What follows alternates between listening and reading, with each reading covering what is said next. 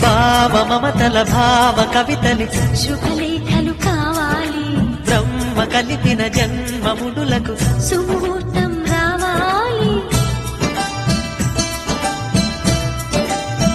మా 7 అడుగుల జోడు నడకలు ఊరంతా చూడాలి, వేలు విలువని తోడు ఇమ్మని అక్షింతలు వేయాలి.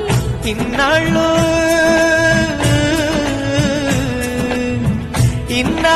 ఎదురు చూసే ఆశల రాజ్యంలో రాణిని తీసుకువచ్చే కళకళ కనబడగా గుండె గూటికి పండుగొచ్చింది,